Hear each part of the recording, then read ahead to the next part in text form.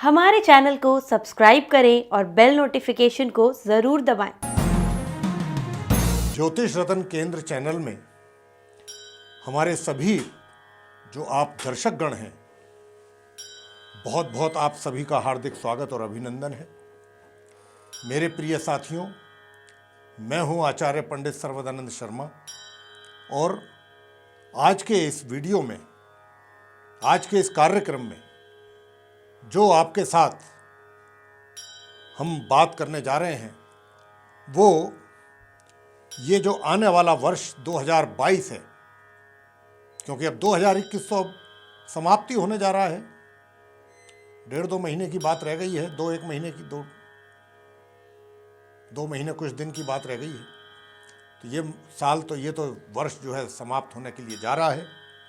और जैसा कि ये वर्ष हम सभी ने आपने देखा है, परमपिता परमेश्वर से यही प्रार्थना है कि ऐसा समय इस हिंदुस्तान में, हमारे भारतवर्ष में, क्या दुनिया में किसी को भी दोबारा इतना खराब समय ना देखना पड़े जितना कोरोना के कारण सारी दुनिया ने देखा। हमारे हिंदुस्तान में भी इसका बहुत बुरा प्रभाव देखने को मिला है। बहुत परिवारों के अपने बहुत लोग उनके बिछड़ गए उनसे। तो आज का जो विषय है वो ये है कि भारत का, हिंदुस्तान का, हमारे देश का भविष्य सन 2022 में कैसा रहने वाला है। हम तकरीबन हर पहलू पर बात करेंगे। भारतवर्ष की कुंडली को आधार मान करके हम ये सारी चर्चा करेंगे आपके साथ और आपको बताना चाहेंगे यहाँ पर, इससे पहले कि हम भारत की कुंडली पर हम चर्चा आरंभ करें, वर्ष 2022 के भविष्यफल के लेकर के ये भी यहाँ पर बताना हम आवश्यक समझते हैं कि जो वीडियो हमने भारत का भविष्य 2021 के लिए बनाया था, आज भी YouTube पर पड़ा हुआ है। आप में से जो भी चाहें देख सकते हैं। सबसे पहले तो ये कि उसके लिए मैं आप सभी को बहुत धन्यवाद देना चाहता हूं, अपने दर्शकगणों को, जिन्होंने उसको देखा और देखने के साथ ही बहुत प्रशंसा की है। और उस वीडियो के माध्यम से हमने आप सभी को ये बताने की कोशिश की थी, क्योंकि हमारे पास अनेक उस समय प्रश्न ये आए थे कि ये सब जब इतनी महामारी चल रही थी देश में, मई अप्रैल के माह से शुरू हुआ और ये जून तक चला, जो सबसे वर्स्ट पीरियड था हमारे देश के लिए। तो उस समय बहुत लोगों के प्रश्न आए हमारे पास कि साहब बताइएगा कि समय आने वाला कैसा है। हमने कहा भाई देखिए, वीडियो पड़ा हुआ है, हमने पहले ही बना करके ये वीडियो पब्लिश किया हुआ है, आप देख सकते हैं। तो हमने उसमें ये बहुत स्पष्ट रूप से कहा हुआ है कि भारत की कुंडली को देखते हुए हम ये कह सकते हैं कि ये जो समय है इतना बुरा कोरोना महामारी का, इसमें 12 जुलाई से कमी यानी कि ग्राफ डाउन होना शुरू होगा। 12 जुलाई के बाद से, 12 जुलाई 2021 के बाद से, और लगभग ऐसा ही हुआ है, आप देख सकते हैं। और हमने ये भी कहा था, लोगों ने पूछा था कि ये कब खत्म होगा। मैंने कहा ये खत्म नहीं होने वाला अभी। ये कोरोना अभी हमारे देश से खत्म नहीं होगा, लेकिन हाँ इतना अवश्य है कि जो ये वर्स्ट पीरियड आप लोग देख रहे हैं, हम सभी लोग देख रहे हैं, इसमें निश्चित रूप से 12 जुलाई के बाद से कमी आनी आरंभ हो जाएगी। और बिल्कुल ऐसा ही हुआ है। तो आज की चर्चा का विषय है भारत का भविष्य सन 2022, यानी कि 2022 में हमारे भारत का भविष्य कैसा रहने वाला है। देखिए, जो भी अभी समय हमने देखा है या जो वर्तमान में अभी चल रहा है, एजुकेशन को लेकर के, एजुकेशन सेक्टर बहुत प्रभावित हुआ है। यूँ तो सभी सेक्टर बहुत प्रभावित हुए, सारी जीवन ही प्रभावित हो गया व्यक्ति का, तो फिर सेक्टर की क्या बात कहें। पूरी लाइफ ही इफेक्टेड हो गई। लेकिन अब भारत के भविष्य की चर्चा हम करने जा रहे हैं आपसे 2022 में, और बताएंगे कि 2021 के मुकाबले 2021 की अपेक्षाकृत 2021 के कंपैरिजन में ये आने वाला वर्ष 2022 कैसा रहेगा, कोरोना की स्थिति कैसी रहेगी और हमारे देश की प्रगति कैसी रहेगी। देश का मतलब, जब देश की बात होती है तो देश की जनता से मतलब होता है। मुख्य तौर पे जो भी अच्छे या बुरे प्रभाव पड़ते हैं वे देश की जनता को ही भुगतने होते हैं, चाहे वो अच्छे प्रभाव हों चाहे वो बुरे प्रभाव हों। तो आइए चर्चा आरंभ करते हैं। आपके सामने जैसा आप देख पा रहे हैं, ये भारतवर्ष की कुंडली है, वृषभ लगन की कुंडली है, टॉरस असेंडेंट बेस्ड कुंडली है, और इसके जो लॉर्ड हैं वो शुक्र हैं। और मैं आपको यहां पर पहले ग्रहों की स्थिति से अवगत करा दूं कि देखिए, इस फर्स्ट भाव में यानी कि प्रथम भाव में, लगन भाव में राहु विराजमान है यहां पर वृषभ राशि में। फिर यहां आते हैं सेकंड हाउस में जहां पर मिथुन राशि है, यहां पर मंगल विराजमान है। और ये थर्ड हाउस है, तृतीय भाव कुंडली का, यहां पर 5 ग्रह विराजमान है।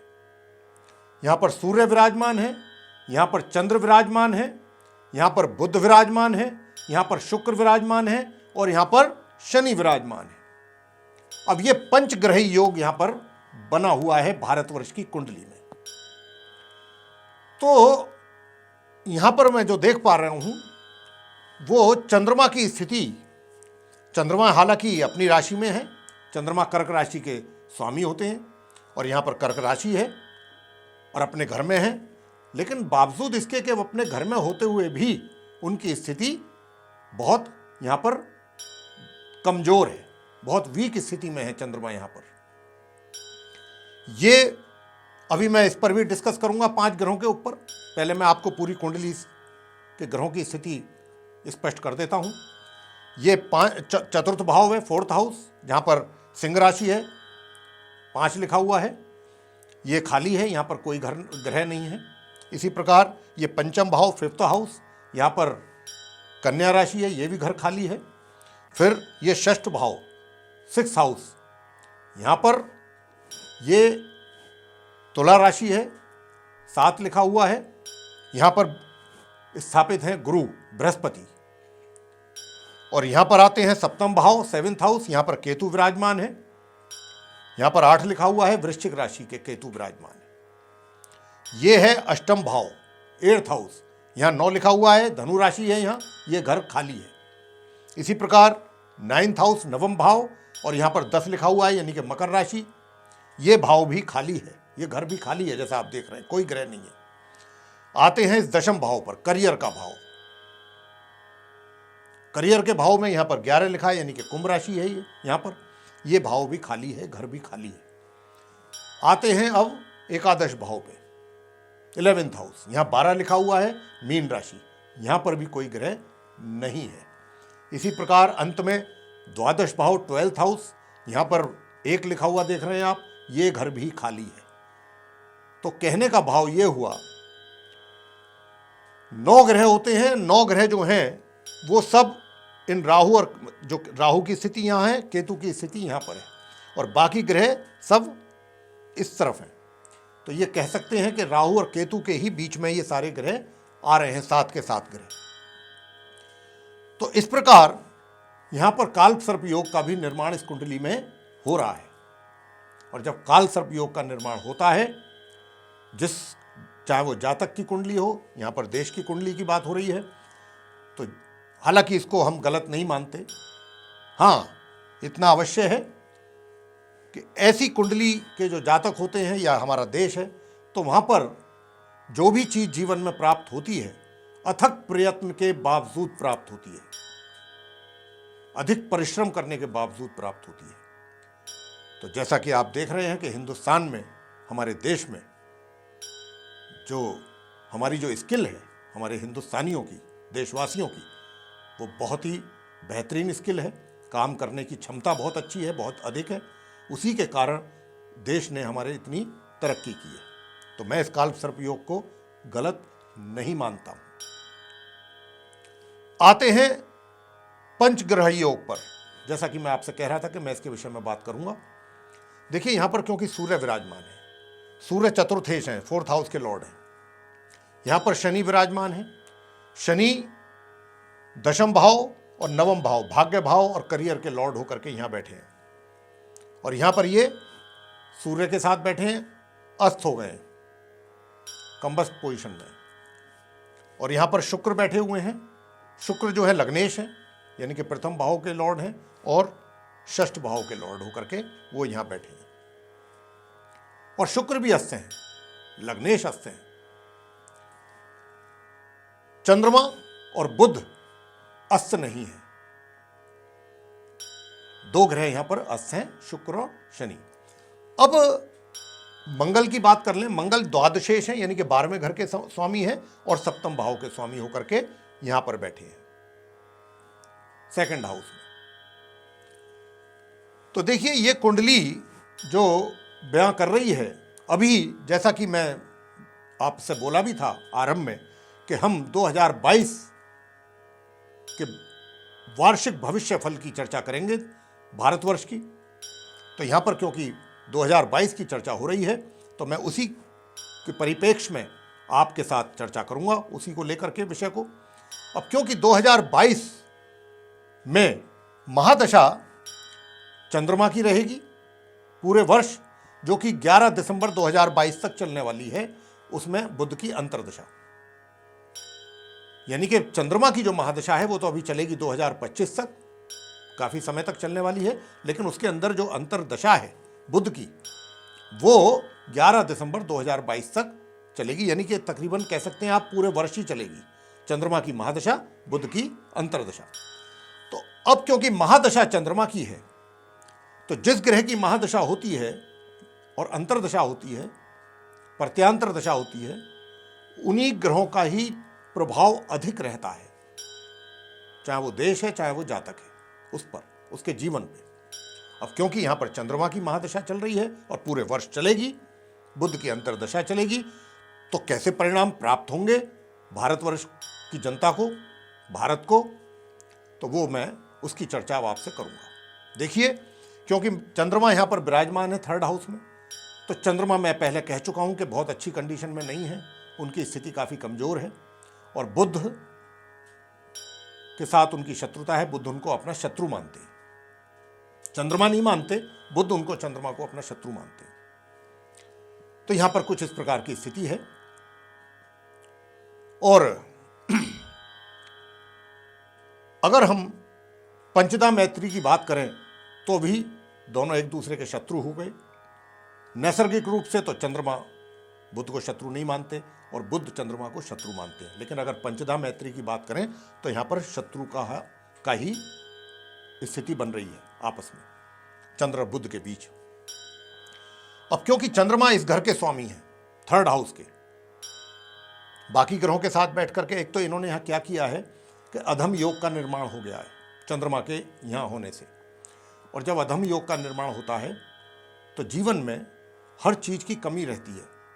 जितनी मात्रा में अगर हमें सुख मिलने चाहिए थे और ग्रहों के अनुसार, अगर और ग्रहों की स्थिति काफ़ी अच्छी है कुंडली में, उनके अनुसार हमें काफ़ी अच्छे सुख सुविधाएं हमें प्राप्त होनी चाहिए थी, अच्छा हमारी अर्निंग्स होनी चाहिए थी, सब कुछ बहुत अच्छा होना चाहिए था, तो उसके मुकाबले उन सभी चीज़ों में कमी रहेगी। अधम योग का ये होता है।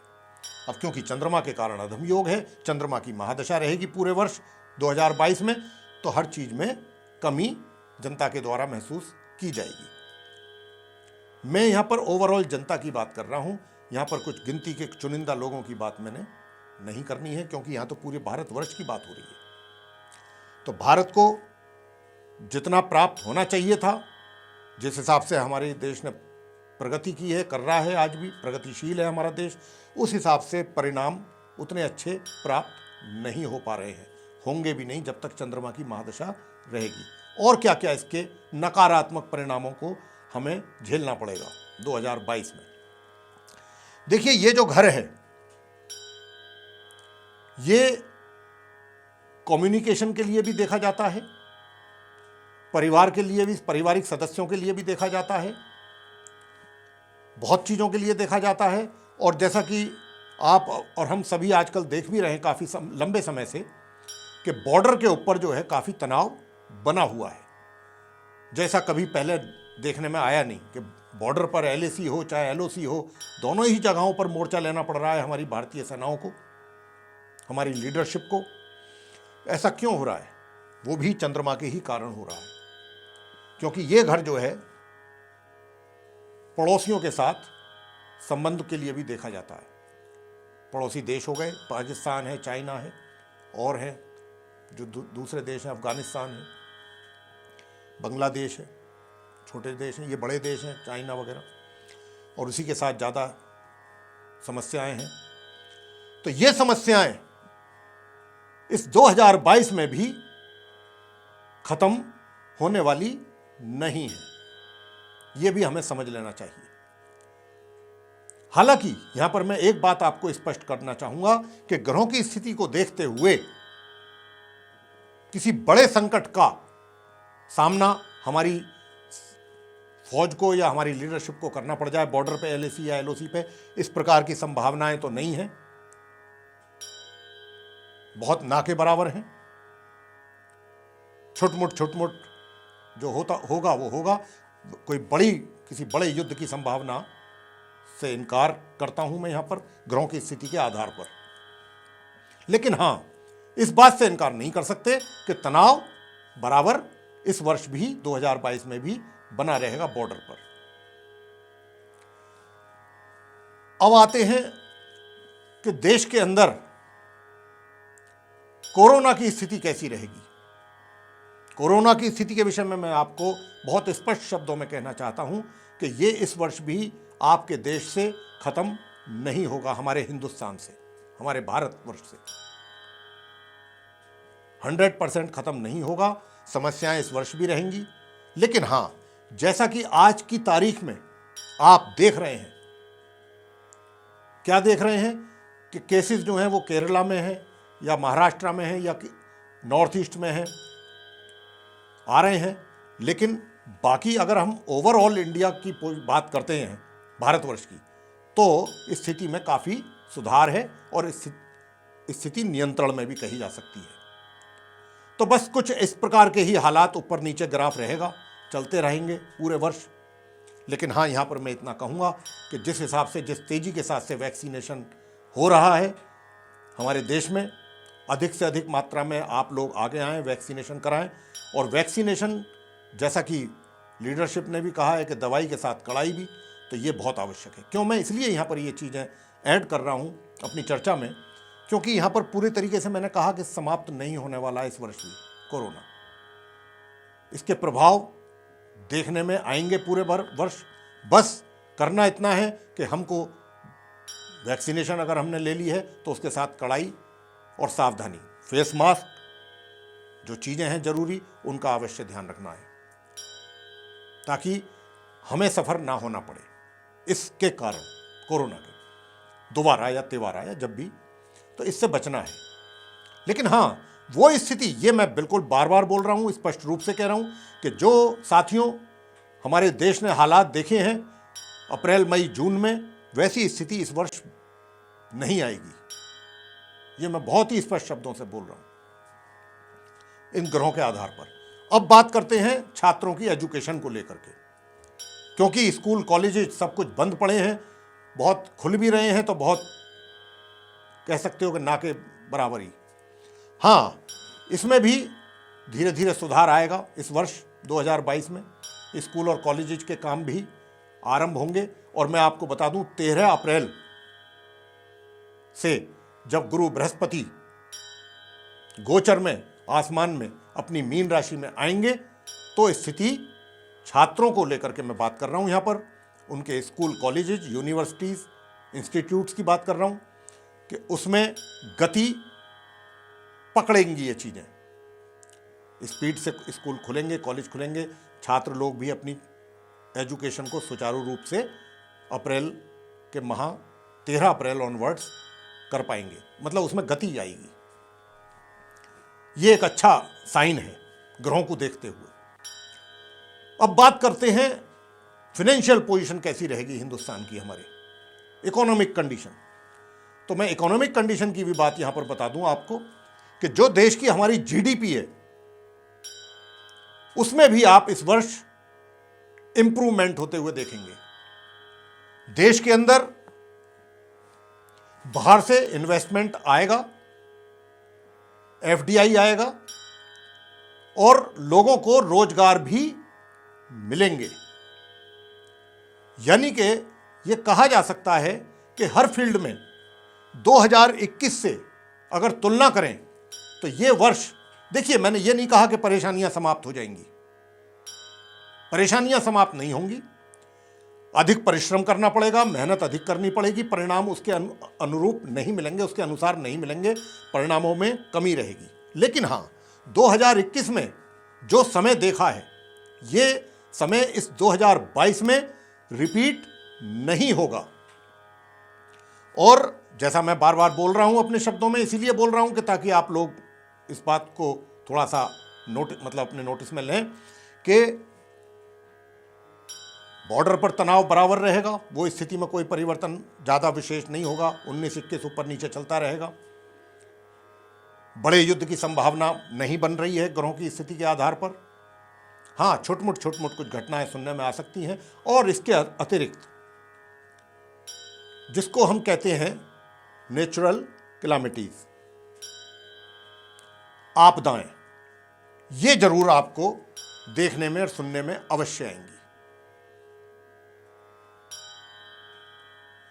तो जैसे कि कहीं साइक्लोन आ गया, कहीं फ्लड आ गया, इस प्रकार की जो स्थिति रहती है ये जैसे इस वर्ष हुआ है तकरीबन इस वर्ष भी ऐसे ही 2022 में भी रहेगी स्थिति। और मैंने जैसा कहा कि आर्थिक स्थिति में सुधार होगा, देश की जीडीपी में सुधार होगा, एफडीआई आएगा, बाहर से इन्वेस्टमेंट भी आएगा, लोगों को रोजगार भी प्राप्त होगा। यानी कि अगर हम कहें तो ये जो वर्ष 2022 जो आने वाला है 2021 के मुकाबले में बहुत अच्छा रहेगा। तो मैं जो अपनी बातें कहना चाहता था इस कुंडली के माध्यम से वो मैं कह चुका हूं। और बाकी कुछ और मेरे विचार से बचता नहीं है कहने के लिए। मैंने एजुकेशन सेक्टर पे भी बात करी, इकोनॉमी को लेकर के भी मैंने बात की है 2022 में भारत के लिए। मैंने बॉर्डर की भी बात की है, तनाव की भी बात कर ली मैंने कोरोना के भी विषय में आपसे चर्चा कर चुका हूँ।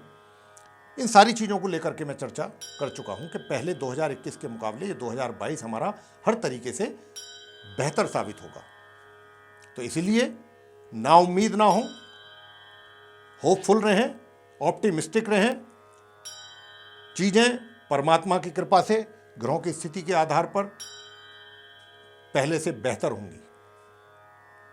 तो मैं इन्हीं शब्दों के साथ यहाँ पर अपनी चर्चा को समाप्त करता हूँ। और आप सभी दर्शकों से मेरा ये अनुरोध है कि अगर आपको ये चर्चा पसंद आई है तो इसको लाइक करें, शेयर करें और चैनल को भी सब्सक्राइब करना ना भूलें। साथ ही जो बेल आइकन है उसको भी अवश्य दबाएं ताकि आने वाले दिनों में जो भी हमारे नए कार्यक्रमों के वीडियोस हैं वो आप तक आसानी से पहुंच सकें और आप उन सभी का लाभ समय अनुसार प्राप्त कर सकें। इसी के साथ बहुत बहुत धन्यवाद। जय माता दी।